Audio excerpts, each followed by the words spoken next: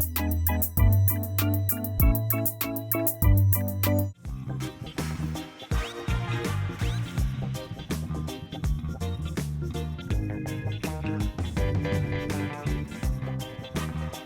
up, Dray? Everything.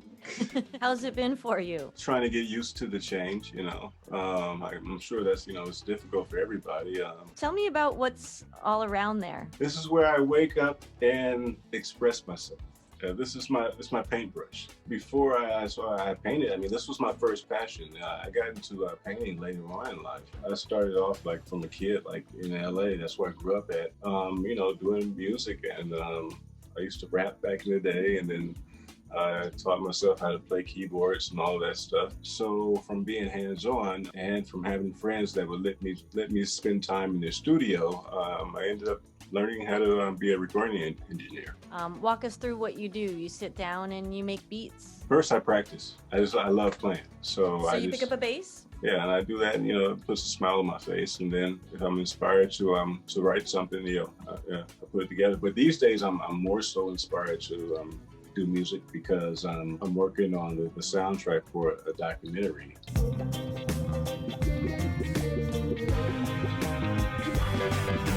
I started like early 90s, and while I was still doing music, I was like in the middle of a recording session. I got my notepad, my sketchbook there, and I'm because some sessions become really boring, so I'm there sketching and just practicing my craft. And yeah, I was kind of like balancing the two. The thing that was making money was the music, of course. So I had to balance more towards that. In the course of me balancing visual arts and music, I saw that I didn't have to worry about an A&R person or this. But there was no go between for me just getting the talent out to the people. So I just said visual arts for me was a lot more free.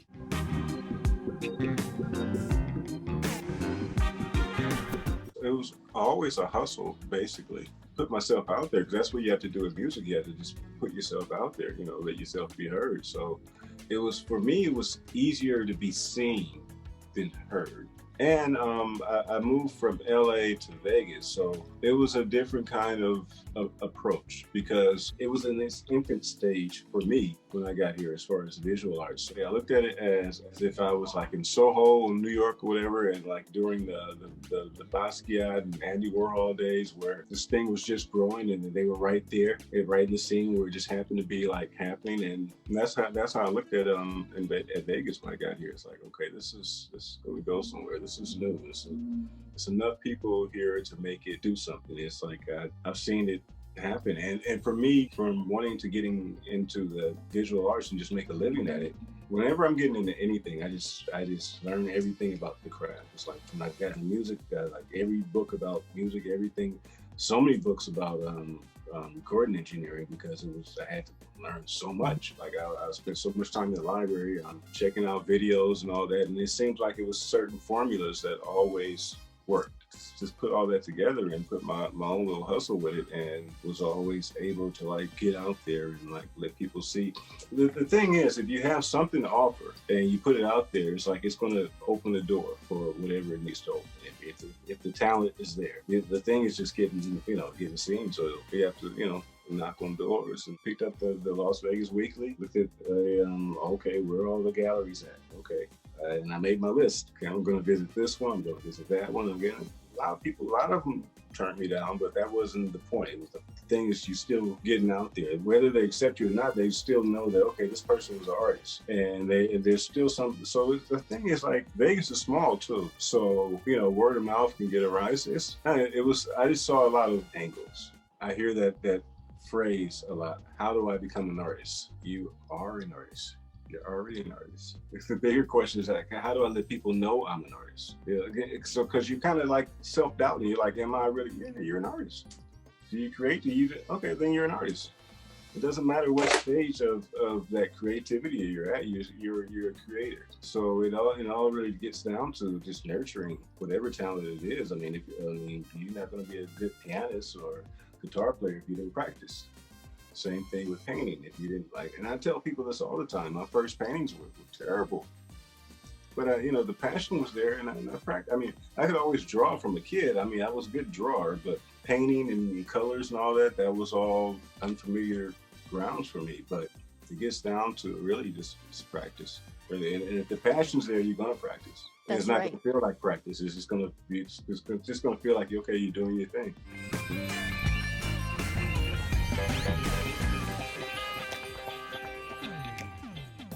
Your art is so beautiful. What I love about it is the subtleties of like, it's deep, but you really have to look deep. These days, I don't think my art is as deep as like what you're describing. I've made the art deep as far as message and conceptually, and I think whatever I'm channeling comes out in what I create. That's the thing that you can't, I mean, that connection, you can't, I say all the time, you can't really sell art, because if it doesn't connect with the potential buyer, they're not going to buy it. It's like, it has to connect. It could be the most amazing piece, and everybody thinks it's an amazing piece, but if that individual doesn't connect with it, so I think what happens is you just put a certain thing out there. You hit a certain note, that you hit a certain chord, and a combination of chords and whatever else you put with the chords and the drums and all that, that's the depth. That's the thing that people are getting from it. It's just it's a composition of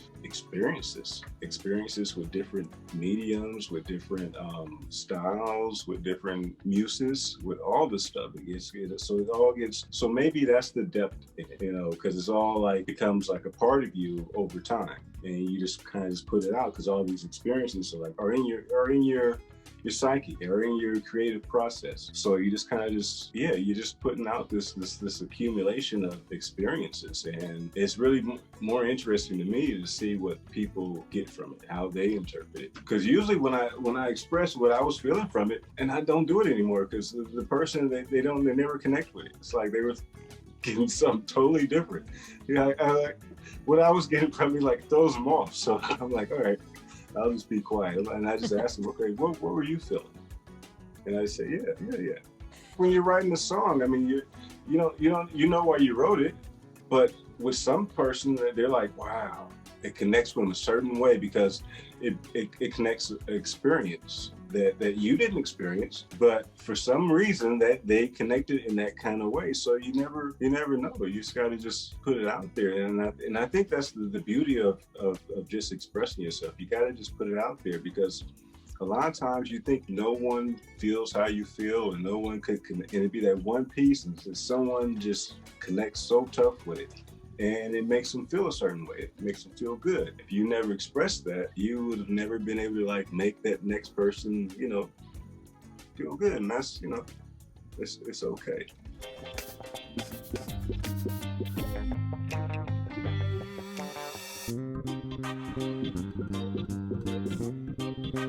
Some stuff just looks cool. You learn how to even make the mistakes look cool. And that's what I've learned how to embrace more over time, the mistakes. Because the mistakes has been the biggest growth factor in my career. That's the hurdle, that's the stumbling block. And a lot of times we don't push ourselves as far as we need to because we're afraid to mess up, especially with artists. I see this all the time, and I experience it all the time until I just said, fuck it.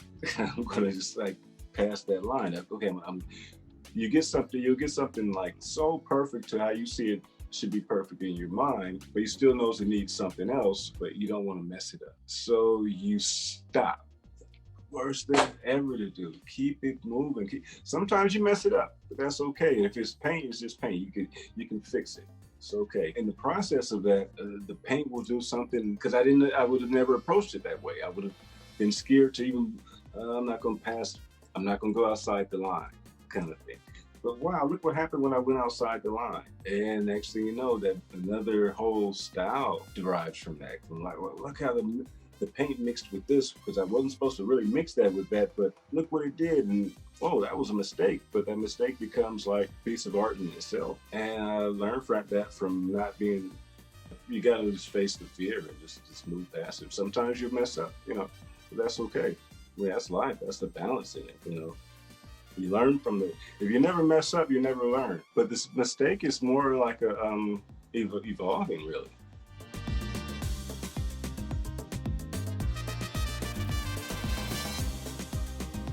So Alanis owns one of your pieces. When I first moved to Vegas, this was during the time when Alanis was, she was, all her stuff was out there. She was hot. So she was playing at the Hard Rock. So a good friend of mine, just because I'm music circle, if you're in certain circles, you know people, whatever. So a friend of mine, her boyfriend played guitar for Alanis, and I was like, I'm like, you didn't tell me he played for the. I was like, I'm right here in Vegas. She's playing. So and I didn't even have the painting done, but I knew she was going to be there in a couple of days. Whatever. Okay, I got to make this happen. So I said, man, hook this up. I got this painting I'm going to do for Alanis, man. I want to make it happen. And so anyway, I did the painting and got backstage and got to meet Alanis and like chill with her for a minute, drink some Heinekens with her and check out the show and chill with my man that plays an amazing guitar. Yeah, that's how that happened. And after that, the next show I was doing in Vegas, I got to include that little thingy there in the press release, and so that it ends up in the paper. So it's a good way to give yourself some leverage in the when you're building your resume, when you have to make yourself be a little bigger than you really are. You can do those little tactics. Yeah, and it's just a good look. It's a good look.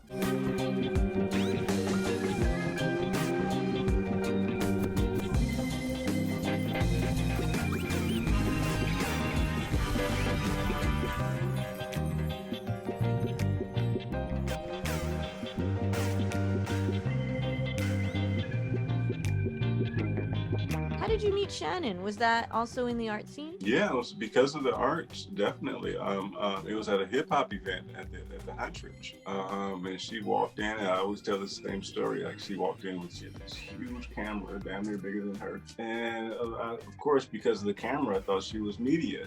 So I approached her because I was like, for our little art collective, I guess I was kind of the PR guy. So I would spot that kind of stuff out. So, and she said, no, I'm just a photographer. And she's like, okay, where you go? Okay, what are you guys doing? Okay, this is what we're doing. This is our art collective.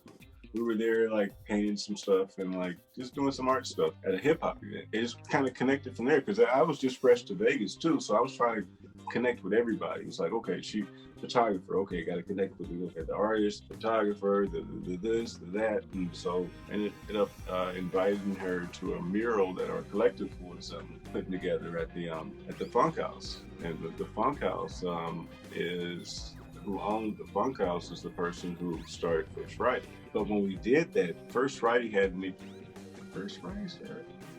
Yeah, First Friday had started. No, First Friday hadn't started. But anyway, it was all around that time. So it was the beginning. I met her in the early stages of all this whole arts district thing, like beginning to happen. It was a scene. It was an era. A lot of her footage was her and her friends kind of like just doing their thing in this whole art world, in this whole the Vegas art scene. And I made a lot of the footage because those, I was in those scenes. I mean, in the circles rather. During that process, there was no intentions as far as documentary. It was like, and I even asked her about that. I was like, why were you guys feeling so much? She's like, we just had a camera and we like just it was like, but why wouldn't you? Like during that era too, you had a camera. It was like, yeah, okay, let's go.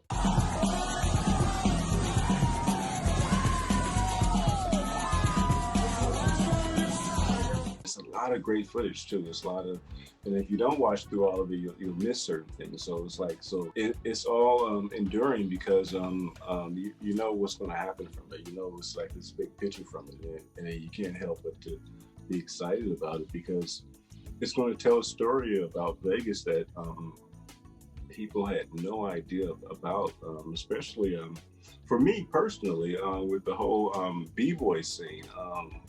I mean, because I'm 54 right now, so b-boying and hip hop. I mean, I was right there with it all. I mean, I used to rap, like that's what was one of the things that got me into music, from rapping and DJing. That's what I did. And as a teenager, me and friends, I grew up in South Central LA, so the places to go for the movies was at Man's Chinese Theater in Hollywood. But right next to the theater, there was this little corner right there in is it Highland in Hollywood Boulevard. Is it Highland?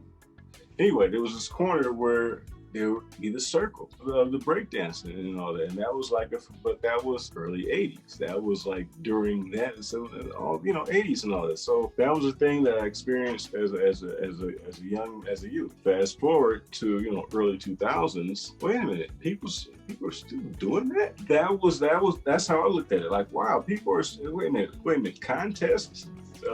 Dance studios for this and all this. Wow.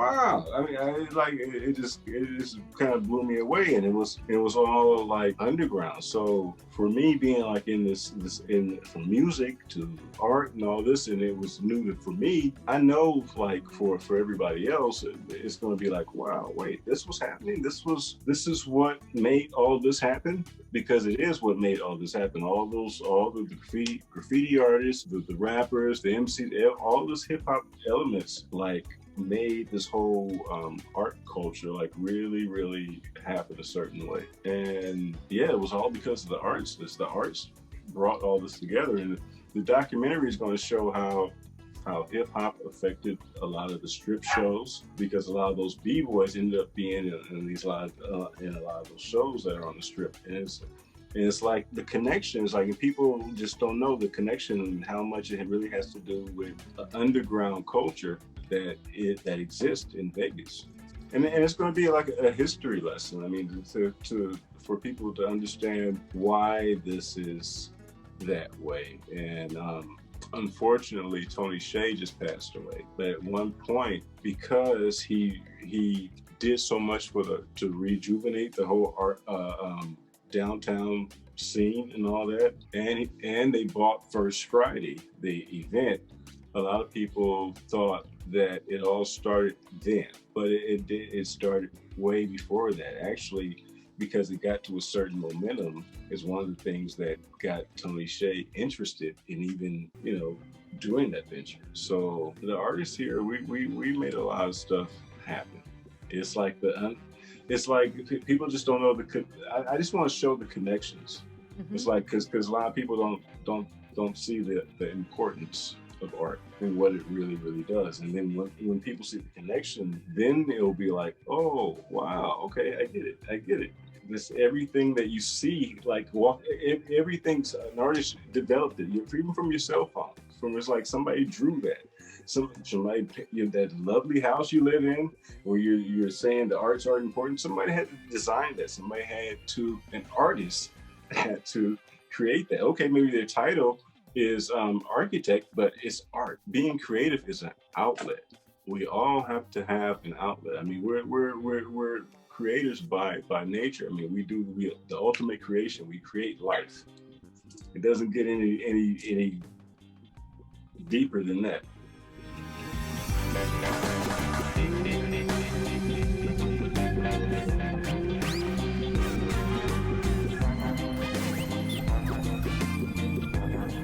You were asking about some of my accomplishments. One thing I'm really proud of is to have a mural commissioned by the city of San Francisco, right in the heart of San Francisco right now.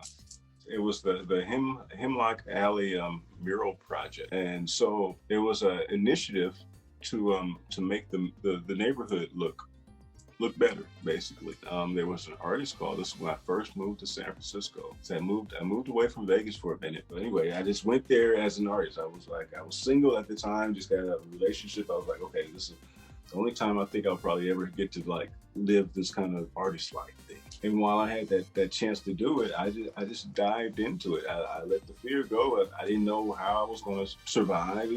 All these things, all this. I just went there and just did my hustle, how I do. And I started with an Indian restaurant. He had a little tag on this restaurant, and I was like, okay, this is my way in. I can fix that tag. This is the blank thing right here. You need some artwork here, whatever. And next thing you know, I'm doing a mural on his business on the street. I'm right there on the street. So happened, and this is like this kind of just happens with me. I don't know, it just kind of happens. But from where I was living at the time, out the window, I would see this 1, 2, almost 3-story building wall, like blank canvas basically. I was like, I want a mural there. I want a mural there. should have a mural there. So I'm working on the Indian restaurant mural. Two guys are walking by and they're like, oh, okay, cool, here's an artist. They have these pamphlets and then one has a clipboard and it's like, oh, we work for the city. There's an artist called to do a mural, whatever. And I'm like, okay, where? And they're like, that wall. That wall, I was always had my eye on. So fast forward, I ended up getting the artist call in. So it was just one mural at the time, but it's a whole alley. So they did another initiative to turn it into, because there's two really famous alleys in San Francisco. Clarion Alley? Clarion Alley, yes, exactly, Clarion Alley.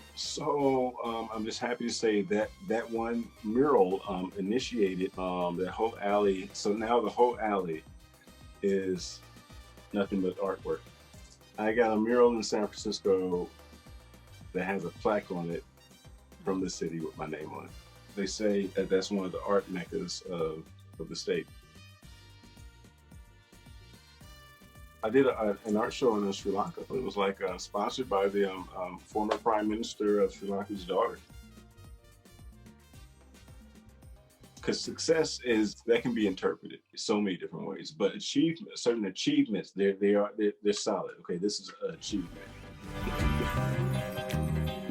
Well, I've been working on a concept. We're putting it together where I want to create an experience where you can hear what the painting would sound like and vice versa. Sometimes I hear paintings.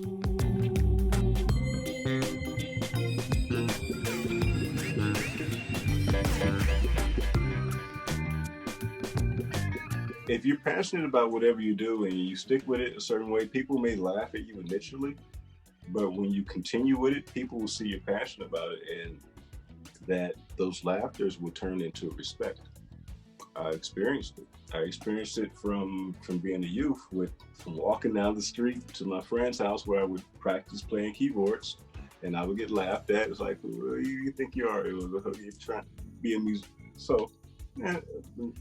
And then the next thing it turned into oh yeah, it's my friend Dray now. He plays keyboards and it changes. It just I say people, so there's no good. I mean, people are gonna that kind of gets into the category of maybe judging. So if someone, okay, you're an artist. Okay, I'm an artist too. Okay, cool.